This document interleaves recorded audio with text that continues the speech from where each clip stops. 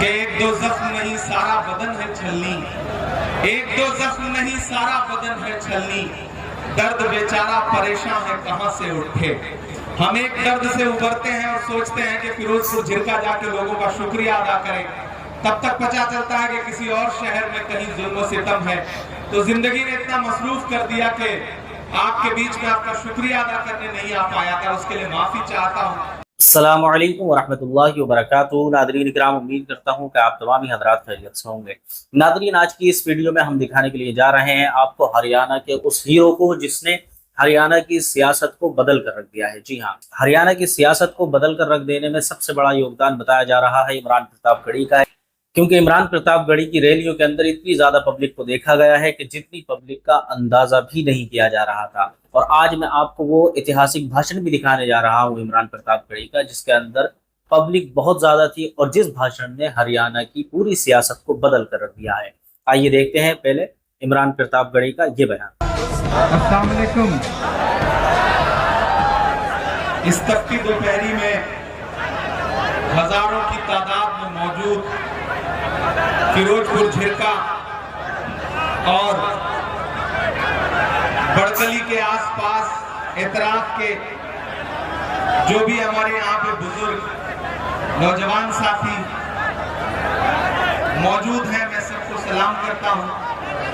पूरे 5 साल बाद आपसे मुलाकात हो रही है, तो सबसे पहले तो इस बात की माफी मांगता हूँ कि पिछली बार मैंने आपसे वादा किया था कि मैं इंशाअल्लाह आपका शुक्रिया अदा करने आऊंगा, लेकिन पिछले 5 सालों में मुल्क में ऐसे हालात हैं कि एक दो जख्म नहीं सारा बदन है छलनी, एक दो जख्म नहीं सारा बदन है छलनी, दर्द बेचारा परेशान है कहां से उठे। हम एक दर्द से उबरते हैं और सोचते हैं कि फिरोजपुर झिरका जाके लोगों का शुक्रिया अदा करें, तब तक पता चलता है कि किसी और शहर में कहीं जुल्म सितम है। तो जिंदगी ने इतना मसरूफ कर दिया कि आपके बीच में आपका शुक्रिया अदा करने नहीं आ पाया था, उसके लिए माफी चाहता हूँ। पिछली बार आया था मामन भाई के लिए अपना दामन फैलाने, तो सिर्फ शायर बन के आया था, एक सियासी इंसान नहीं था। लेकिन इस बार आपकी दुआओं ने हिंदुस्तान की सबसे बड़ी पार्लियामेंट में राज्यसभा में पहुंचा दिया। यह आपकी दुआओं के सदके में हुआ है, तो आपका बेहद शुक्रिया अदा करता हूं। हमारी बहन मुमताज पटेल साहिबा यहाँ बैठी है, हमारा साथी राहुल राव यहाँ बैठे हैं, AICC से जो हमारे ऑब्जर्वर्स लगे हैं, जो हमारे अल्पसंख्यक विभाग के साथी फहीम कुरैशी साहब, बाकी जो जिम्मेदार साथी हैं, मेवात के जो सरपंच हैं। आप तो जब बैठ जाओ, मैं चुप करा लूंगा। मामन भाई, मेरा रोज का काम है, ये भी चुप हो जाएंगे, ये बिल्कुल ऐसे चुप हो जाएंगे जैसे आजकल अडवाणी जी चुप रहते हैं। आप बस बैठे रहो, थोड़ी देर मुझे काम करने दो। आप बहुत अच्छे लोग हैं, आपसे मेरा रिश्ता कोई पहले दिन का नहीं है। जब अहले खिरत की बातों पर कुछ जाहिल शोर मचाते हो, जब अहले खिरत की बातों पर कुछ जाहिल शोर मचाते हो, जब बुलबुल हो तस्वीरें चमन और कौवे गीत सुनाते हो, जब चिड़ियों के इन घोंसलों में कुछ सांप उतारे जाते हो, जब माली अपने हाथों से गुलशन में आग लगाते हो, इस हाल में हम दीवानों से तुम कहते हो खामोश रहो। हम लोग अनल हक बोलेंगे, हम लोग अनल हक बोलेंगे, हम बोलेंगे।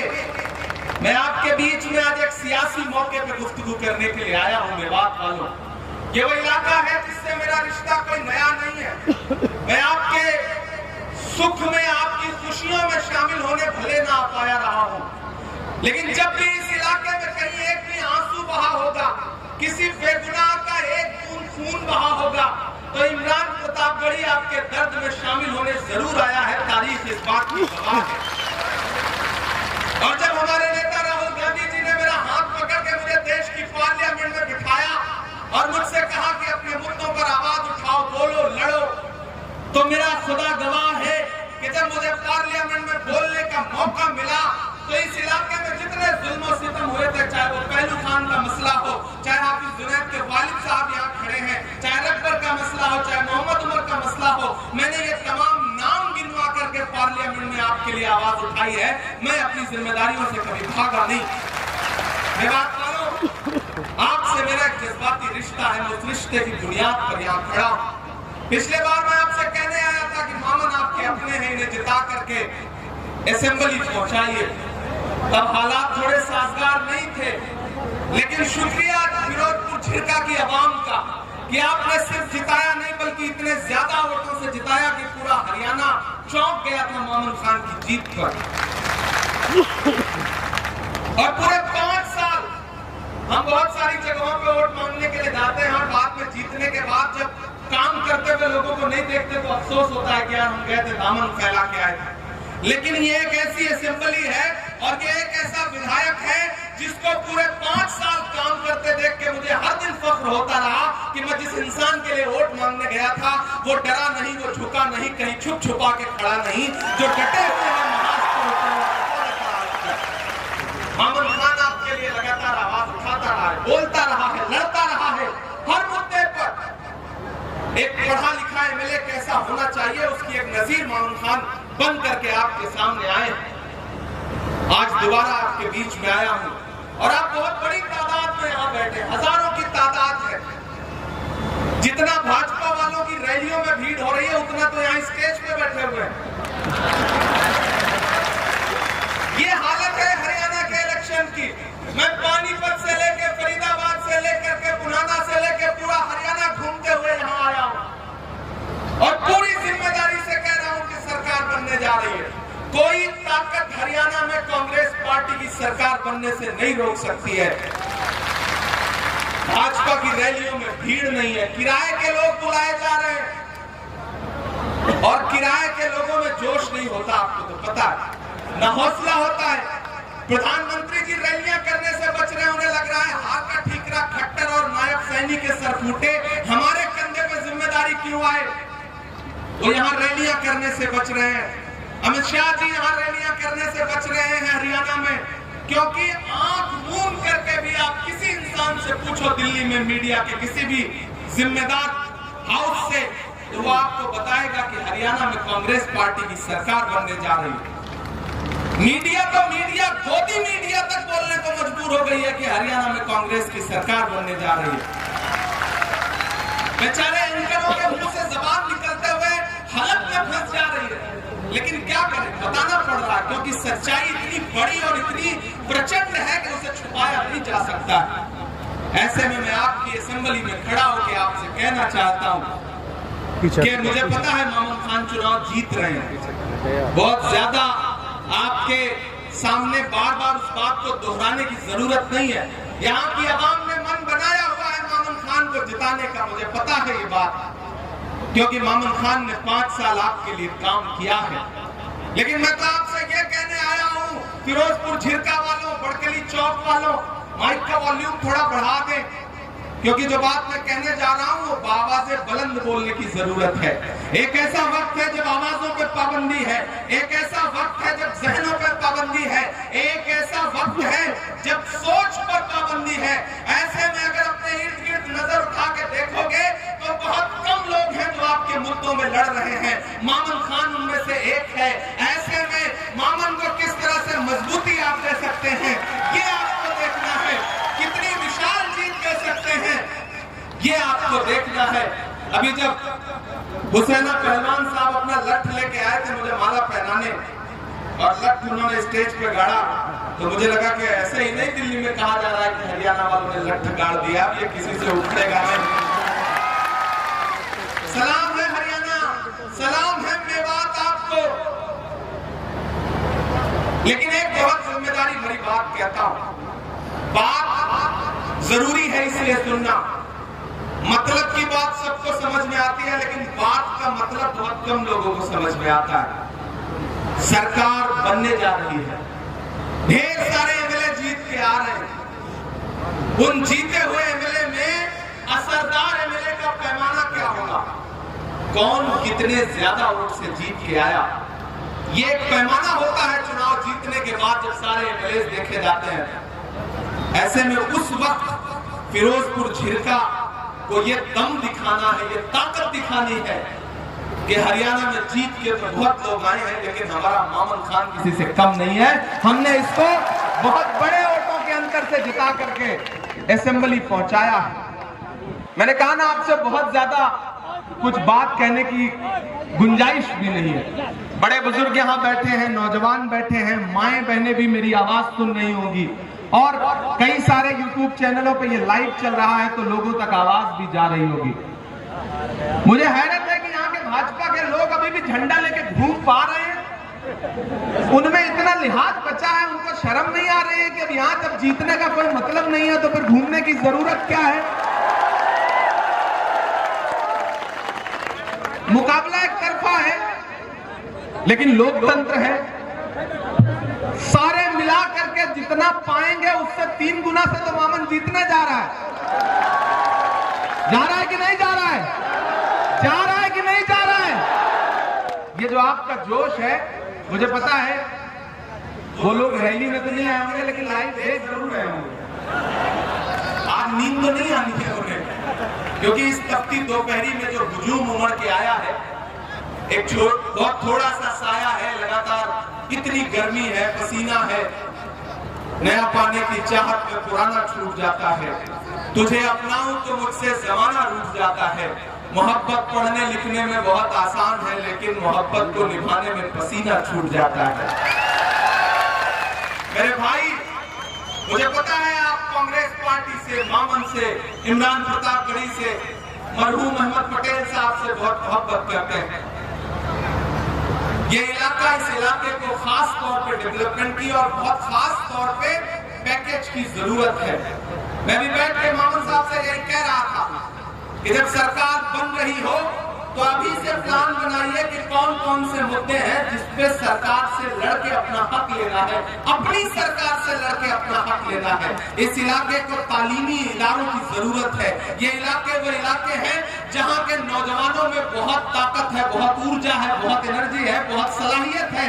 अगर इनको तालीम के रास्ते पे लाया जाएगा और अगर तालीमी इदारे यहाँ पर बनाए जाएंगे तो इंशाल्लाह आने वाले दिनों में इसी भीड़ में से बैठा हुआ कोई लड़का IAS बनेगा, कोई IPS बनेगा, कोई जज बनेगा, कोई पुलिस में जाएगा और इस इलाके का नाम रोशन करेगा। मेवात को जिस तरह से पूरी दुनिया में बदनाम करने की साजिश की जाती है, आज का ये जो इलेक्शन है और आज की जो रैली है, हमें यहाँ अहद करके उठना है कि आने वाले दिनों में जब सरकार बन जाएगी तो हम अपनी सरकार से, और मामन भाई मैं आपसे वादा करता हूँ, आप यहाँ पर, आपको नेता प्रतिपक्ष भूपेंद्र हुड्डा साहब भी बहुत पसंद करते हैं, पूरी पार्टी पसंद करती है। आप यहाँ की एक लिस्टिंग करिए, एक प्रोग्राम बनाइए कि कौन कौन से जरूरी काम है जिनके लिए सरकार से लड़के अपना हक लेना है। मैं आपसे वादा करता हूँ कि मैं दिल्ली में बैठा हूँ आपका वकील बनके, और आपकी दुआओं ने वो ताकत दी है कि जरूरत पड़ेगी तो अपनी पार्टी से जा करके पार्टी की लीडरशिप का दामन पकड़ के कहूंगा कि मेवात वो इलाका है जो आंख मूंद के कांग्रेस पार्टी को सपोर्ट करता है। इस इलाके को जरूरत है डेवलपमेंट की। न हम सफर न किसी हम नशी से निकलेगा, हमारे पांव का कांटा हम ही से निकलेगा। न हम सफर न किसी हम नशी से निकलेगा, हमारे पांव का कांटा हम ही से निकलेगा। वतन की रेत मुझे एड़ियां रगड़ने दे, मुझे यकीन है पानी यहीं से निकलेगा। ये जो सरजमीन है जो पूरी दुनिया में अलग अलग नामों से, अलग अलग वजहों से जानी पहचानी जाती है, मैं चाहता हूं कि आने वाले दिनों में जब स्टेट गवर्नमेंट यहाँ पे कोई यूनिवर्सिटी बनाए तो इस यूनिवर्सिटी से जिस तरह से बच्चे निकल करके दुनिया में जाएं, वो बताएं कि मेवात वो मेवात नहीं है जो मीडिया में दिखाया जाता है, मेवात वो मेवात नहीं है जो फिल्मों में दिखाया जाता है। मेवात को जानना है, मेवात की मेहमान नवाजी को समझना है, यहाँ की तहजीब को समझना है, यहाँ के खुददार लोगों की खुददारी को समझना है। तो मेवात आइए, मेवात के लोगों से मिलिए, तब आपको समझ में आएगा कि मेवात कितने खूबसूरत लोगों का शहर है। मैं इस इलाके में पैदा नहीं हुआ हूँ, लेकिन न जाने क्यों जज्बाती तौर पर मुझे ऐसा लगता है कि आपसे मेरा कोई एक रूहानी रिश्ता है। मैं इसी मिट्टी का हूँ, मुझे ऐसा लगता है कि मैं आपका अपना हूँ, और आपको यकीन दिलाता हूँ कि जब भी हिंदुस्तान की पार्लियामेंट में खड़ा होकर बोलूं तो आप यकीन रखना कि इमरान प्रतापगढ़ी जो बोल रहा है वो आपका बेटा है, वो आपका भाई है, वो आपके बीच का है। इधर मामन आपके लिए हरियाणा की असेंबली में खड़ा होकर के आवाज उठाएगा, और इंशाअल्लाह मैं हिंदुस्तान की पार्लियामेंट में खड़ा होकर के आपके लिए आवाज उठाऊंगा।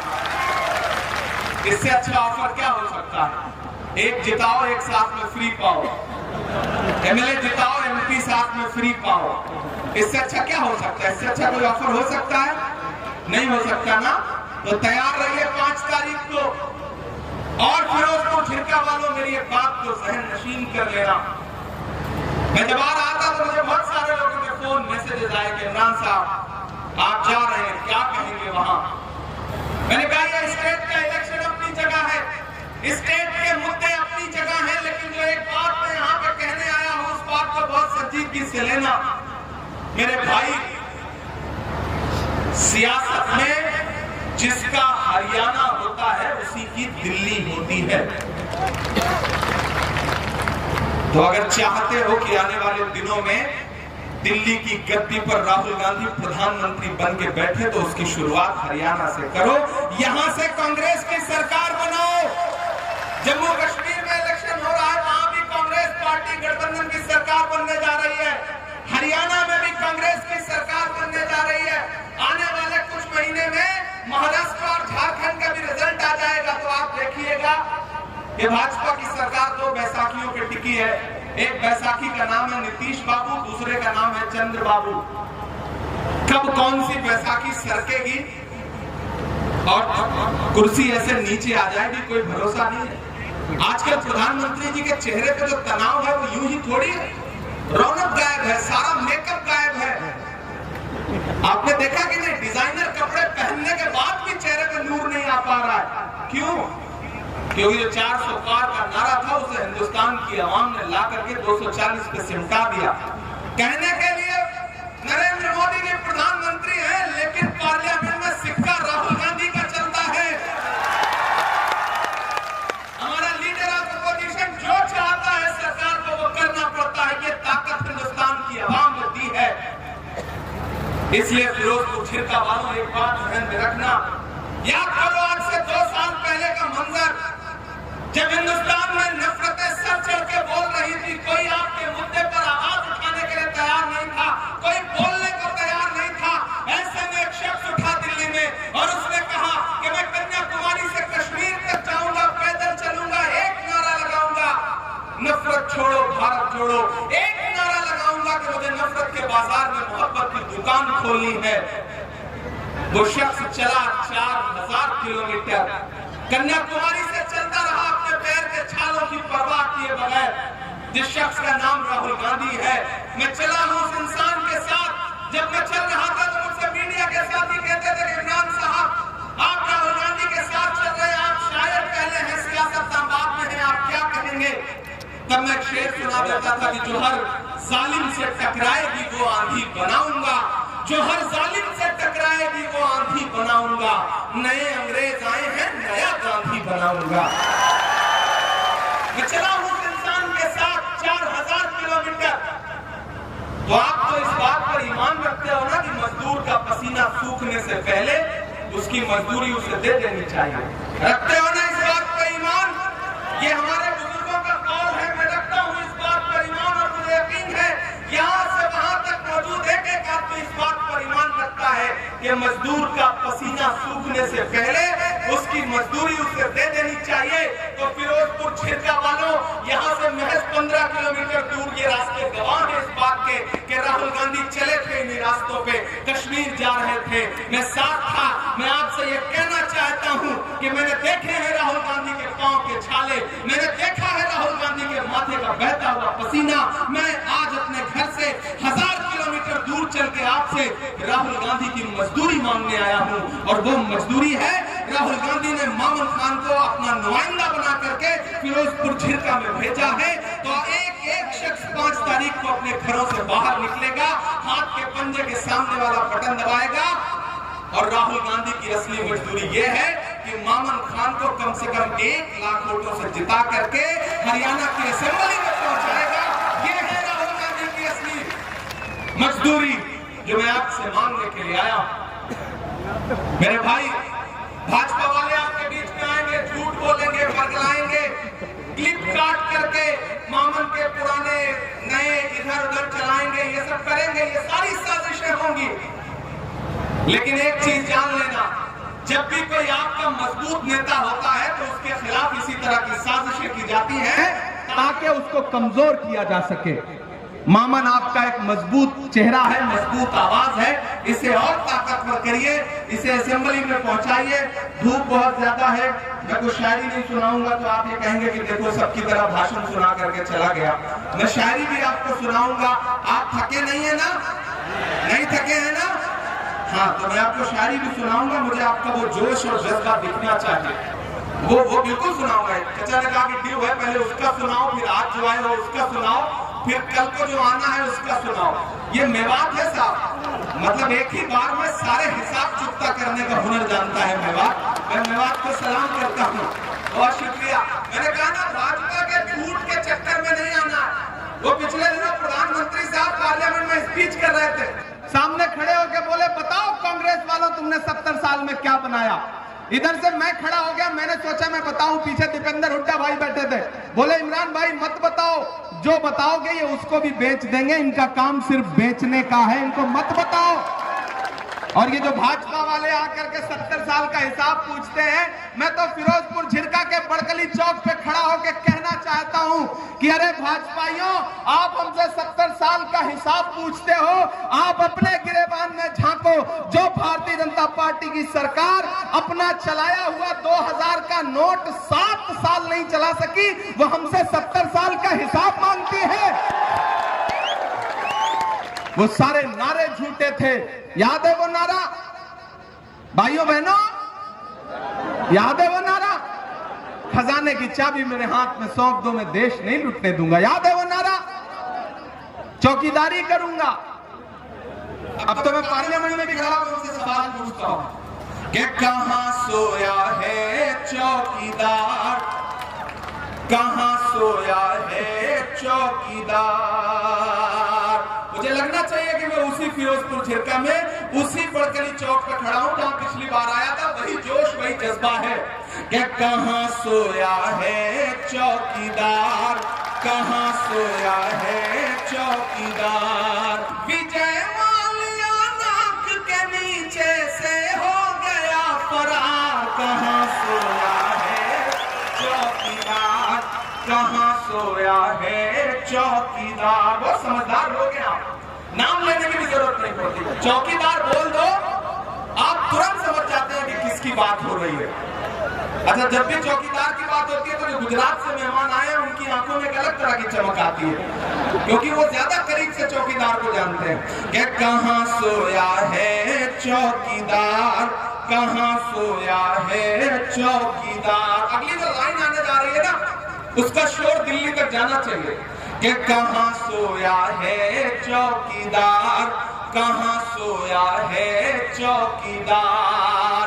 खट्टर ने कर डाला हरियाणा का पंटाधार। ये बिना सुने ही ताली बजाना, बिना मांगे वोट दे रही है। इतने मोहब्बत वाले लोग हैं ना कि इनके सामने अपील करने की भी जरूरत है। मैं फिर से सुना रहा हूं, पहले सुनिए फिर ताली बजाइए कि कहां सोया है चौकीदार, कहां सोया है चौकीदार। खट्टर ने कर डाला हरियाणा का पंटाधार, कहां सोया है चौकीदार, कहां सोया है चौकीदार। गैस सिलेंडर की कीमत भी 1000 के पार, कहां सोया है चौकीदार, कहां सोया है चौकीदार। ये चाय, ये सिर्फ चाय आ जा रही है, आपको स्वाद आ जा रहा है, ये कमाल है हरियाणा। ये चाय बेचने वाला पूरा भारत बेच रहा है। सही कह रहा हूं कि नहीं कह रहा हूं? सही कह रहा हूं कि नहीं कह रहा हूं? सही कह रहा हूं तो आपकी तालियां तैयार रहे जो मैं कहने जा रहा हूं कि चाय बेचने वाला पूरा भारत बेच रहा है। इसी काम में हासिल उसे महारत बेच रहा है कि रेल बिक गई, तेल बिक गया, बिका हवाई अड्डा।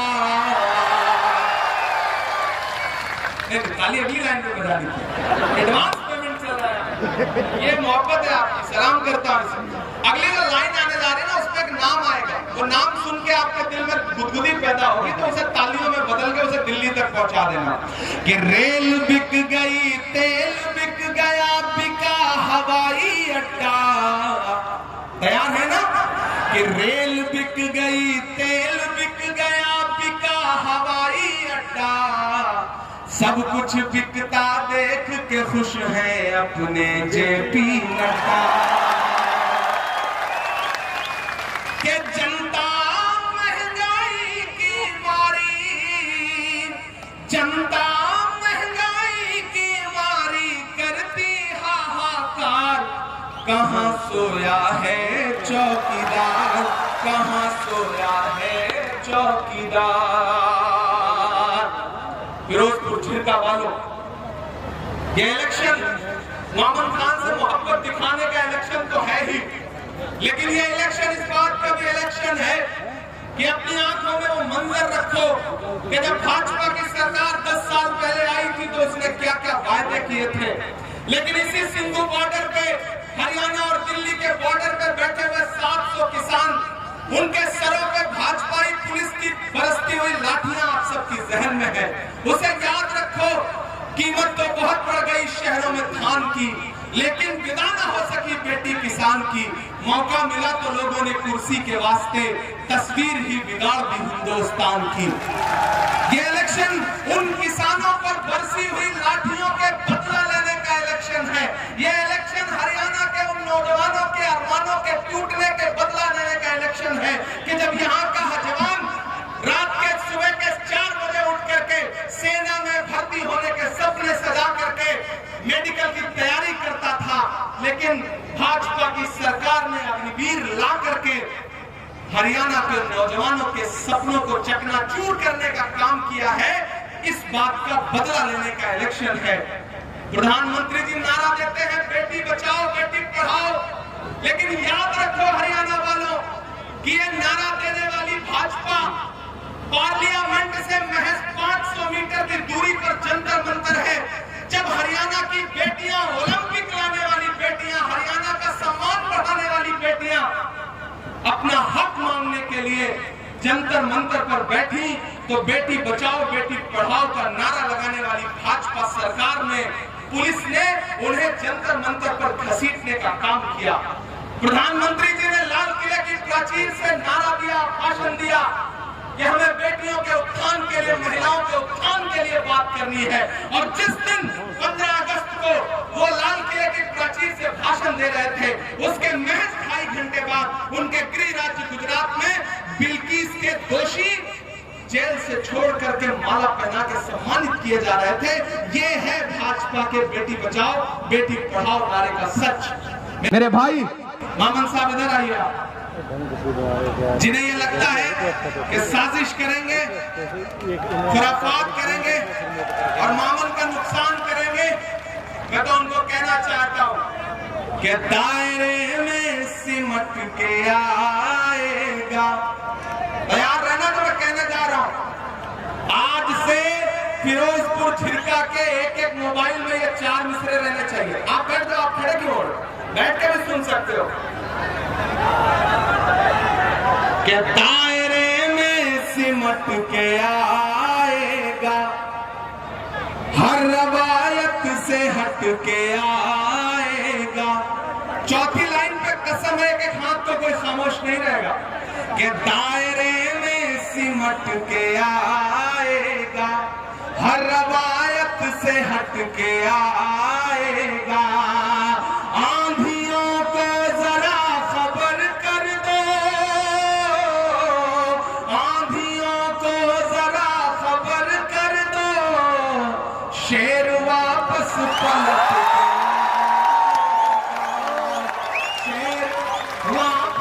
पलट के आएगा।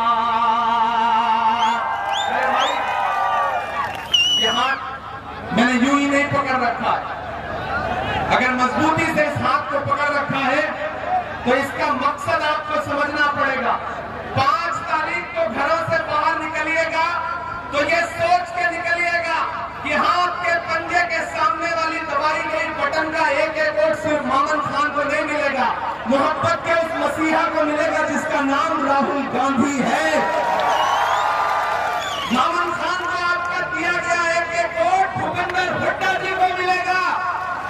मोमन खान को दिया गया आपका एक एक वोट आपके अपने बेटे, आपके अपने भाई इमरान प्रतापगढ़ी पर आपका एहसान होगा। ये गुजारिश करने आपसे आया हूं। तो 5 तारीख को घरों से बाहर निकलिए। तमाम बातों के बीच 2 शिकायतें आपसे। आप सुबह चाय की दुकान पे बैठते हो तो सरकार बना देते हो, बिगाड़ देते हो। शाम में जब खाना खा रहे होते हो तो मुख्यमंत्री बदल देते हो, दोपहर में खाना खाते खाते प्रधानमंत्री। लेकिन जिस दिन वोट देने जाना होता है उस दिन आपको लगता है कि यार कौन जाकर के लाइन में लगे, धूप बहुत ज्यादा है। इस बार ये नहीं सोचना है। तो देखा आपने इस वीडियो के अंदर किस तरह से इमरान प्रतापगढ़ी हरियाणा की सरजमीन से भाषण देते हुए नजर आ रहे थे। उन्होंने देश के तमाम छोटे बड़े मुद्दों को भी उठाया और इनके इसी तरह के भाषणों ने हरियाणा की पूरी सियासत को बदल कर रख दिया है। अब देखने वाली बात ये रह जाती है कि हरियाणा के अंदर क्या वाकई कांग्रेस अपनी सरकार बना पाती है या फिर तीसरी मर्तबा फिर बीजेपी वहां बाजी मारती हुई नजर आती है। अस्सलाम वालेकुम।